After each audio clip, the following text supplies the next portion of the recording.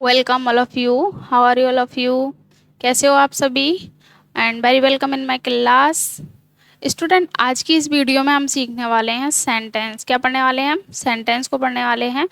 तो जैसे कि लास्ट की वीडियो में हमने ग्रामर का जो बेसिक पढ़ा था, जैसे कि वर्ड है, लेटर्स है, वर्ड है, और फिर उसके बाद फ्रेजेस, क्लॉजेस आदि सब चीज़ों को हमने पढ़ा था। आज की इस क्लास में हम पढ़ने वाले हैं सेंटेंस। ओके, तो चलिए स्टार्ट करते हैं हम अपनी क्लास। सबसे पहले देखते हैं सेंटेंस। सेंटेंस जो है एक कंप्लीट मीनिंग होता है अपने आप में, और उसका अपना एक सेंस होता है, और जो ही एक मीनिंग लिए हुए होता है। अब उसके अलग अलग पार्ट्स होते हैं। जैसे सेंटेंस में सब्जेक्ट होता है, एक वर्ब होता है, और ऑब्जेक्ट भी होता है। इन्हीं चीज़ों को हम पढ़ने वाले हैं। देखिए, सबसे पहले सेंटेंस को डेफिनेशन देखते हैं। A sentence is a group of word which have complete meaning और सेंस। क्या होता है बच्चों?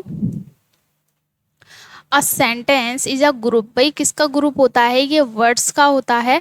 विच हैव कंप्लीट मीनिंग और सेंस। जैसे कि लास्ट वीडियो में पढ़ा था कि जो सेंटेंस होता है वो वर्ड्स का ग्रुप होता है, और जिसका अपना एक मीनिंग और सेंस भी होता है। जैसे कि हम दे सकते हैं, Saiva is a good girl, Mohan is my best friend. जो ये सेंटेंस है, ये कुछ सेंस यानी कुछ हमें बता रहे हैं, अपनी बात को पूरा कहने में सक्षम है। यानी जो बात है वो हमें इससे पढ़ के पता चल रही है। अगर हम यहाँ लिख दें साहिबा और गुड गर्ल, साहिबा गुड गर्ल, साहिबा अच्छी लड़की, यानी इससे कोई सेंस नहीं मिल रहा है। तो सब एक सेंटेंस के लिए, एक कंप्लीट सेंटेंस के लिए सब्जेक्ट का होना भी ज़रूरी है, वर्ब का होना भी ज़रूरी है, और ऑब्जेक्ट का होना भी ज़रूरी है। यही सब सीक्वेंस होता है, और यही एक पैटर्न होता है सेंटेंस का। क्या होता है भाई? एक सब्जेक्ट भी होना चाहिए, वर्ब भी होना चाहिए, और ऑब्जेक्ट भी होना चाहिए। हाँ, सब्जेक्ट और वर्ब से काम चल सकता है, सब्जेक्ट और वर्ब से काम चल सकता है। ओके, विदाउट ऑब्जेक्ट के, बट वर्ब के बिना नहीं। सब्जेक्ट प्लस वर्ब है तो काम चल सकता है, बट अगर सेंटेंस में वर्ब नहीं है तो वो एक सेंटेंस नहीं माना जाता, और बिना वर्ब के कोई भी सेंटेंस की हम कल्पना ही नहीं कर सकते। जिस तरह, जैसे कि मान के चलो कोई भी एक गाड़ी है बच्चों। क्या है? एक गाड़ी है हमारे पास, एक गाड़ी समझ लो, जो भी है, ठीक है, ये गाड़ी है हमारे पास। गाड़ी है, अब इसको गाड़ी क्यों बोल रहे हैं? क्योंकि एक जगह से दूसरी जगह ले जाने के लिए इसका उपयोग किया जाता है, यूज़ की जाती है। अगर इसका आने जाने का किस पर डिपेंड है? ये सब पहियों पर। किस पर डिपेंड है? इन पहियों पर। अगर गाड़ी में ये पहिए ना हो तो क्या गाड़ी चल सकती है? नहीं, और वो अपने आप में गाड़ी भी नहीं रहेगी। इस तरह से ही गाड़ी का जो पूरा सिस्टम है इन पहियों पर डिपेंड है। उसी तरह सेंटेंस जो है वो वर्ब पर डिपेंड रहता है। तो verb is the main part of a sentence. Verb जो है एक मेन पार्ट होता है सेंटेंस का। कैसा पार्ट होता है बच्चों? एक मेन पार्ट होता है। ओके, मेन पार्ट होता है। जैसे कि साहिबा, ये क्या है? सब्जेक्ट है, ये हमारा वर्ब है, और ये हमारा ऑब्जेक्ट कहलाएगा सारा जो भी। यानी सब्जेक्ट वो होता है जिसकी बात हो रही है, जो कोई भी एक्शन कर रहा है सेंटेंस के अंदर, जो कोई भी क्या कर रहा है? एक्शन कर रहा है, या जिसकी हम बात कर रहे हैं, वो हमारा क्या होता है? सब्जेक्ट। और सब्जेक्ट के विषय में जो कुछ भी कहा जाता है, everything tells about the subject, वो हमारा क्या कहलाता है? ऑब्जेक्ट कहलाता है। ओके, अब जैसे कि मोहन की बात हो रही है इसमें, Mohan is my best friend. Best friend कौन है? बेस्ट फ्रेंड कौन है भाई? मोहन है। मोहन की बात हो रही है तो मोहन हमारा सब्जेक्ट होगा, मोहन ही हमारा कर्ता होगा, और इसके बारे में जो कुछ भी कहा जा रहा है वो सारा क्या कहलाएगा? इसका ऑब्जेक्ट कहलाएगा। ओके, क्या कहलाएगा बच्चों? इसका ऑब्जेक्ट कहलाएगा। तो सेंटेंस का जो पैटर्न होता है वो होता है सब्जेक्ट प्लस वर्ब और प्लस ऑब्जेक्ट। यानी सब्जेक्ट होता है, एक वर्ब होता है, और ऑब्जेक्ट होता है। ओके, हाँ, और बिना वर्ब के हम सेंटेंस की कल्पना भी नहीं कर सकते, यानी सेंटेंस बनता ही नहीं है। चाहे वो वर्ब मेन वर्ब के रूप में हो, चाहे वर्ब कैसे हो? मेन वर्ब में हो, या बच्चों हेल्पिंग वर्ब के रूप में हो। ठीक है, या वो हेल्पिंग वर्ब के रूप में हो, या मेन वर्ब या हेल्पिंग वर्ब के रूप में होती है। ठीक है, वर्ब होती ही जरूर है सेंटेंस में, उसके बिना सेंटेंस नहीं बनता है। नेक्स्ट देखें, पार्ट ऑफ सेंटेंस। अगर हम सेंटेंस के पार्ट की बात करें तो सेंटेंस के दो पार्ट्स माने गए हैं। एक होता है सब्जेक्ट, होता है प्रेडिकेट, जो कि मैंने अभी बताया था। सब्जेक्ट यानी जिसकी हम बात कर रहे हैं, और प्रेडिकेट यानी जो कुछ भी कहा गया है। तो there are two parts in a sentence. वही there are two parts in a sentence. एक सेंटेंस में कितने पार्ट होते हैं? दो पार्ट होते हैं। एक होता है सब्जेक्ट यानी जो कोई एक्शन कर रहा है, और दूसरा होता है प्रेडिकेट यानी सब्जेक्ट के बारे में जो कुछ भी कहा जा रहा है। जैसे Radha is dancing, Radha dance यानी नाच रही है। राधा क्या कर रही है? नाच रही है। तो राधा क्या है इसमें? सब्जेक्ट, और ये बाकी सारा क्या है बच्चों? प्रेडिकेट। ओके। इसी तरह he has gone to the house, वह घर चला जा चुका है। He has gone to the house, तो ही माने वह, ये हमारा सब्जेक्ट है, और ये हमारा क्या है? प्रेडिकेट। ओके। यानी ये सब्जेक्ट है जिसकी हम बात कर रहे हैं, इसके विषय में, इसके अबाउट जो भी बोल रहे हैं वो सब क्या है? प्रेडिकेट। सब्जेक्ट क्या होता है? अब इस सब्जेक्ट को समझेंगे क्या होता है। इसमें इस वीडियो में आप जो है यानी सेंटेंस क्या होता है, सेंटेंस के पार्ट क्या होते हैं, और उनके बारे में डिटेल से पढ़ रहे हैं। ओके।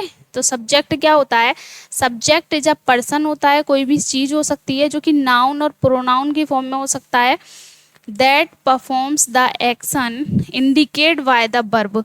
किसके द्वारा इंडिकेट होता है? इंडिकेट यानी संकेतित होता है क्रिया के द्वारा। क्रिया के द्वारा संकेतित होता है कोई भी कार्य या एक्शन जो किया जाता है एक सेंटेंस में, वो किसके द्वारा किया जा रहा है? सब्जेक्ट के द्वारा किया जाता है। ओके। तो सब्जेक्ट कोई भी पर्सन या थिंग हो सकता है, that performs the action indicate by the verb. Next देखें, प्रेडिकेट क्या होता है? Predicate is a part of a sentence का ही पार्ट होता है, that tell something about the subject, जो हमें किसके बारे में बताता है? सब्जेक्ट। यानी सब्जेक्ट जो होता है मेन पार्ट होता है सेंटेंस का, जो कि सेंटेंस में क्या कर रहा होता है? एक्शन कर रहा होता है, कुछ भी काम कर रहा होता है, वो कर्ता होता है, कर्ता कहलाता है। हिंदी में कर्ता बोलते हैं। लेकिन कर्ता के बारे में जो कुछ कहा जा रहा है, जैसे कि सीमा पढ़ रही है, भाई कौन पढ़ रही है? इसमें पढ़ने का कार्य किसके द्वारा किया जा रहा है? सीमा के द्वारा। तो सीमा तो बोलेंगे हम सीमा इज रीडिंग। तो सीमा क्या है? सब्जेक्ट है, और वो क्या कर रही है? बुक पढ़ रही है, ये जो भी काम कर रही है वो सारा प्रेडिकेट में आएगा। अब इसमें हम देखते हैं वर्ब क्या होता है। वर्ब होता है क्रिया यानी काम करना। भाई करना जो है वो हमारी लाइफ से जुड़ा हुआ है। करना, खाना पीना, दौड़ना, भागना, यानी पूरे दिन में क्या है? सिर्फ काम का होना या करना पाया जाता है, वही क्या होती है? वर्ब होती है। बिना वर्ब के सेंटेंस नहीं कंप्लीट हो सकता है, यह माना ही नहीं जाता, कल्पना ही नहीं की जाती। तो वर्ब क्या है? काम का करना या होना, काम का करना या होना क्या है भाई? क्रिया है, वर्ब है, कोई भी काम हो रहा है, खाने का, पीने का, जो भी काम है। ठीक है। तो a word that describe the action और state of being of the subject, यानी सब्जेक्ट के कार्य या सब्जेक्ट के कार्य या उसकी स्थिति के होने को बताता है। सब्जेक्ट के यानी सब्जेक्ट क्या है? कर्ता, कर्ता के कार्य का या उसके द्वारा किए जाने वाले जो एक्शन है, जो कार्य है, उसको दिखा रहा है। तो वही क्या है? वही वर्ड वो होता है, वो शब्द क्या होता है? हमारा वर्ब होता है। क्या होता है बच्चों? वर्ब होता है। यानी सब्जेक्ट के द्वारा कोई भी कार्य, कोई भी एक्शन किया जा रहा है, वो शब्द क्या होता है? वर्ब होता है। जैसे कि हम बोल रहे हैं रैट ईट चीज, रैट ईट चीज। रैट, चूहे ने क्या खाया? चूहे ने चीज खाया, रैट ईट चीज। तो किसने खाया? चूहे ने। खाने का काम किसके द्वारा हो रहा है? किसने किया? चूहे ने किया। ओके, रैट ने किया। तो ये क्या है? हमारा सब्जेक्ट। चीज, चीज और रैट, इन दोनों में क्या चीज हुआ? क्या पता चल रहा है? कुछ पता नहीं चलना ना। अगर हम एक तरफ लिख दें रैट, एक तरफ लिख दें चीज, तो ये क्या है? ये हमारे लिए एक वर्ड रहेंगे, सिर्फ एक रैट वर्ड रहेगा और एक चीज वर्ड रहेगा, शब्द रहेंगे अपने रूप में। ये सेंटेंस नहीं बन रहे हैं। पर इसमें जो पहियों का काम किया है वो कौन कर रहा है? वर्ब। इनको चलाने का काम यानी एक सेंटेंस बनाने का काम किसने किया? वर्ब ने। तो ये है हमारी वर्ब, तो खाना। तो जो सब्जेक्ट है उसका एक्शन क्या है, खाना, तो ईट वर्ब हो गया, और ये हो गया हमारा बच्चों ऑब्जेक्ट। ओके, ऑब्जेक्ट जो कि क्रिया प्रभावित ऑब्जेक्ट से होती है। चलो नेक्स्ट देखते हैं, ऑब्जेक्ट क्या होता है। ऑब्जेक्ट होता है इज द पर्सन और थिंग होता है अफेक्टेड बाय द वर्ब, यानी क्रिया द्वारा क्या होता है, उस पर प्रभाव पड़ता है। क्रिया का प्रभाव किस पर पड़ता है, कर्म पर पड़ता है। किस पर पड़ता है बच्चों, कर्म पर। ऑब्जेक्ट को हम बोलते हैं कर्म, ऑब्जेक्ट को क्या बोल सकते हैं हम, ये कर्म। अब ये किसका कर्म होता है, ये कर्ता का कर्म होता है। किसका कर्म होता है, ये कर्ता, यानी कर्ता द्वारा कुछ भी किया जाता है।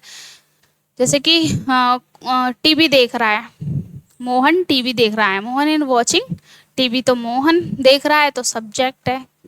क्या कर रहा है, देख रहा है, तो वॉचिंग उसकी क्रिया है। और वो मोहन जो है वो क्या ऑब्जेक्ट है, उसको क्या उद्देश्य है उसमें उसका, तो उसका उद्देश्य है उसमें टीवी। समझे, तो the object is the person और thing affected by the verb, तो किसके द्वारा इफेक्टेड होते हैं, वर्ब के द्वारा। क्रिया का प्रभाव किस पर पड़ता है, कर्म पर, यानी ऑब्जेक्ट पर। ठीक है, जैसे Amit is playing football, Amit क्या खेल रहा है, प्लेइंग, सब्जेक्ट हुआ हमारा ये क्या है बच्चों, इज एम आर जो होती हैं ये अपने आप में एक एक्शन वर्ड ना होकर हेल्पिंग वर्ब होती हैं। कैसी वर्ब होती हैं बच्चों, ये हेल्पिंग वर्ब होती हैं, होती जरूर हैं। जैसे कि मैं यहाँ एक सेंटेंस बताती हूँ, जैसे I am a teacher, I am a teacher. अब आप कहोगे कि इसमें तो वर्ब नहीं है, इसमें तो वर्ब नहीं है, पर इसमें भी वर्ब है, इसमें भी वर्ब है। क्या है इसमें वर्ब, एम। एम क्या है बच्चों, ये आई क्या है सब्जेक्ट, एम क्या है इज एम आर, होती जरूर है, हेल्पिंग वर्ब के रूप में हो या मेन वर्ब के रूप में हो, सेंटेंस में वर्ब होती जरूर है। तो ये कैसी वर्ब बोलेंगे हम, helping verb. A an the ये हमारे आर्टिकल हैं, ये क्या है, आर्टिकल है ये। और ये हमारा बोल सकते हैं हम ऑब्जेक्ट है। ओके, तो सब्जेक्ट और वर्ब और ऑब्जेक्ट ये है हमारा सेंटेंस। अच्छा, अब ऑब्जेक्ट तो आपको समझ आएगा कि क्रिया जिसको प्रभावित करती है। जैसे अमित सब्जेक्ट है, हेल्पिंग वर्ब है, प्लेइंग क्या है हमारी मेन वर्ब। ये कैसी वर्ब है बच्चों, मेन वर्ब। फुटबॉल क्या है हमारा ऑब्जेक्ट, फुटबॉल क्या है हमारा ऑब्जेक्ट। तो अमित इज प्लेइंग फुटबॉल, तो अमित क्या खेल रहा है, प्लेइंग, यानी फुटबॉल खेल रहा है। कौन खेल रहा है, अमित, तो ये हमारा क्या हुआ सब्जेक्ट। और ये क्या है हेल्पिंग वर्ब, और ये क्या है मेन वर्ब। मेन वर्ब जिसको किसको प्रभावित कर रही है, फुटबॉल, यानी कि अमित ने क्या खेला, फुटबॉल खेली, तो मेन वर्ब ने किसको प्रभावित किया, इसको। तो यही हमारा है कर्म, यही हमारा है उद्देश्य, और इसी को ही हम हिंदी में बोलते हैं बच्चों कर्म, और उद्देश्य इंग्लिश में बोलते हैं इसको ऑब्जेक्ट। क्या बोलते हैं इसको, ऑब्जेक्ट। अब इसमें ऑब्जेक्ट भी दो तरह से होते हैं, एक तो होता है डायरेक्ट, इनडायरेक्ट। एक तो डायरेक्टली रूप से क्रिया जिसको प्रभावित कर रही है, और एक इनडायरेक्ट रूप से जिसको प्रभावित कर रही है। हम डायरेक्ट ऑब्जेक्ट की बात करें और इनडायरेक्ट, इसकी एक ट्रिक भी होती है कि अगर हम वर्ब से क्वेश्चन करें व्हाट का, किसका क्वेश्चन करें वर्ब से, व्हाट का, किसका क्वेश्चन करें बच्चों, व्हाट का। अगर हम वर्ब से व्हाट का क्वेश्चन करेंगे तो हमें किसका आंसर मिलेगा, डायरेक्ट ऑब्जेक्ट का। अगर हम वर्ब से हुम का क्वेश्चन करेंगे तो हमें किसका आंसर मिलेगा बच्चों, इनडायरेक्ट ऑब्जेक्ट का। देखते हैं, आई एट एन एप्पल, मैंने एक एप्पल खाया, वर्ब क्या है हमारी, एट, यही वर्ब है ना बच्चों, एट हमारी क्या है वर्ब। ओके, एट हमारी क्या है वर्ब। अच्छा, ये हमारी एट क्या है वर्ब, खाना।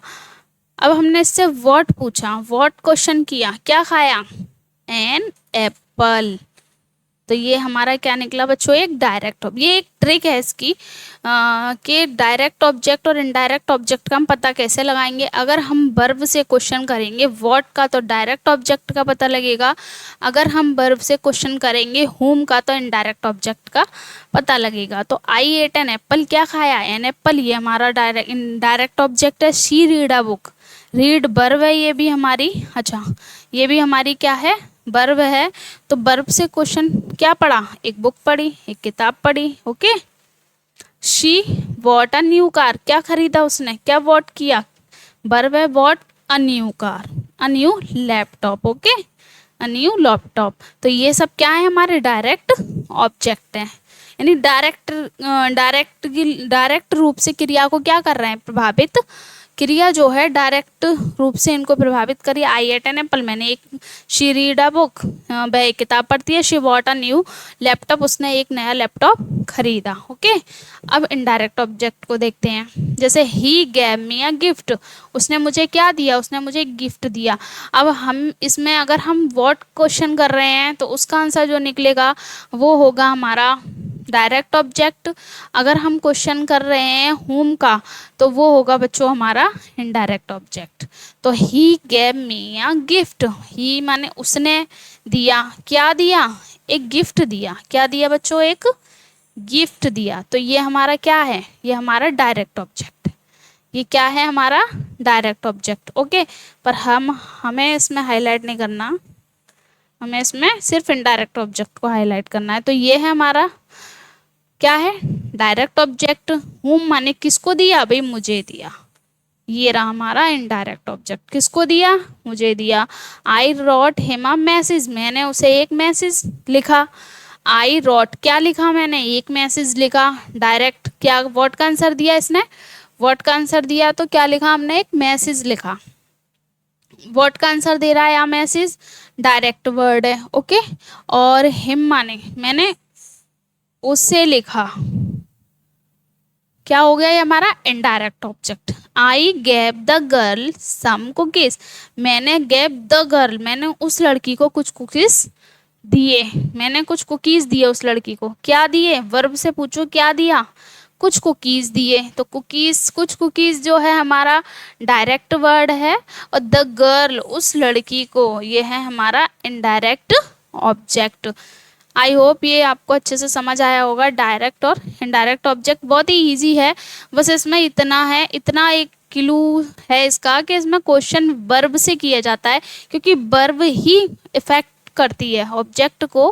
कौन इफेक्ट करता है, वर्ब, तो वर्ब से ही क्वेश्चन पूछा जाता है। डायरेक्ट ऑब्जेक्ट में व्हाट का और इनडायरेक्ट ऑब्जेक्ट में whom का। Okay, direct object. अब ये डायरेक्ट ऑब्जेक्ट होता क्या है, अ direct object is the person भी हो सकता है और थिंग भी होता है। मोस्टली डायरेक्ट ऑब्जेक्ट जो होता है बच्चों थिंग होता है। क्या होता है, कोई भी चीज हो सकती है। ओके, तो और दैट या डायरेक्टली रिसीव्स द एक्शन और effect of the verb, effect of the verb. एक जो डायरेक्ट ऑब्जेक्ट होता है वो कोई भी एक्शन जो होता है उसको क्या करता है, डायरेक्टली रिसीव कर रहा होता है, और क्रिया का कर्म पर सीधा प्रभाव पड़ रहा होता है। To found direct object ask verb what और whom। जैसा बताया था कि डायरेक्ट ऑब्जेक्ट को फाइंड करने के लिए वर्ब से क्या पूछना पड़ता है, व्हाट या whom का प्रश्न पूछना पड़ता है। लेकिन किसका पूछना पड़ेगा हमें, व्हाट का, व्हाट का आंसर पूछना पड़ता है डायरेक्ट ऑब्जेक्ट के लिए। I love chocolate ice cream, I love chocolate ice cream, love माने पसंद करती हूँ या बहुत ही प्यारी है मुझे चॉकलेट आइसक्रीम। तो क्या प्यारा है भाई, व्हाट, चॉकलेट आइसक्रीम। तो डायरेक्ट ऑब्जेक्ट। ओके, डायरेक्टली क्रिया का प्रभाव सीधा पड़ा डायरेक्टली रूप से। डॉग्स बार्क एट स्ट्रेंजर, जो कुत्ता है वो क्या कर रहा है, अजनबियों पे भौंक रहा है, भौंकता है। बार्क एट स्ट्रेंजर्स, तो डॉग भौंकता है, किस पर भौंकता है। अब यहाँ पर किस पर का whom का भी आंसर मिल रहा है हमें। तो डॉग बार्क्स एट स्ट्रेंजर, तो बार्क एट स्ट्रेंजर, किस पे, स्ट्रेंजर पर। बार्क माने भौंकता है, क्या करता है भाई, भौंकता है। इट स्ट्रेंजर, अजनबियों पर।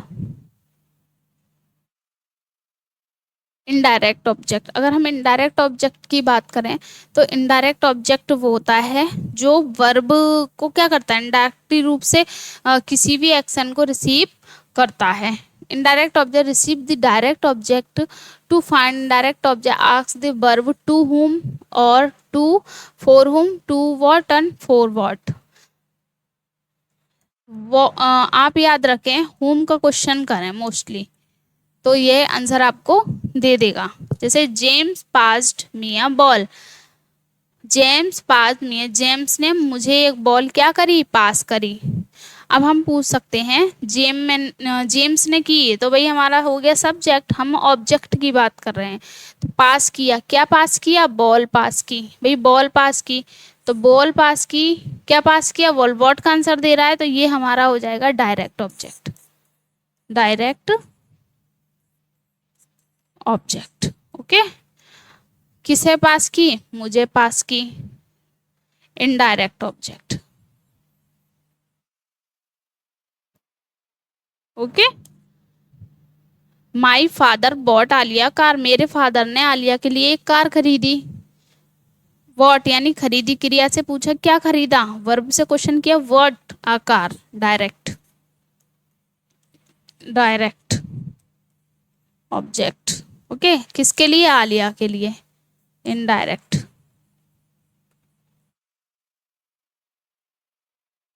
ये ऑब्जेक्ट के ही पार्ट होते हैं। ऑब्जेक्ट जो है, इनडायरेक्ट और डायरेक्ट ऑब्जेक्ट जो है ऑब्जेक्ट के ही पार्ट होते हैं। बस ये है कि डायरेक्टली रूप से किसको इंडिकेट कर रहा है, इनडायरेक्ट रूप से किसको इंडिकेट कर रहा है, यही चीज़ें देखनी पड़ती हैं। अगर व्हाट का आंसर दे रहा है तो डायरेक्ट ऑब्जेक्ट, whom का दे रहा है तो indirect object. He gave her teacher an apple, उसने अपनी टीचर को क्या दिया, ये काम दिया, दिया। वर्ब, वर्ब से पूछा what, an apple, direct object. Okay, किसको दिया था, टीचर को दिया था, इनडायरेक्ट ऑब्जेक्ट।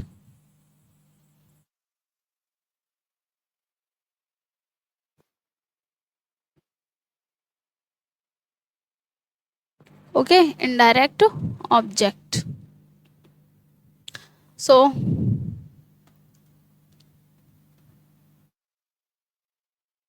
सो ये क्लास यहीं पर फिनिश होती है आपकी, जिसने इस क्लास में जो है अपने सेंटेंस को जाना, पार्ट्स को जाना उसके, और ऑब्जेक्ट्स के टाइप को भी जाना कि डायरेक्ट ऑब्जेक्ट क्या होता है और इनडायरेक्ट ऑब्जेक्ट क्या होता है। आई होप आपको ये क्लास अच्छी लगी होगी। ऐसी अच्छी और इंटरेस्टिंग और ऐसे ही अच्छा कंटेंट पाने के लिए प्लीज़ इस चैनल को सब्सक्राइब करें एंड फॉलो करें। Okay, thank you.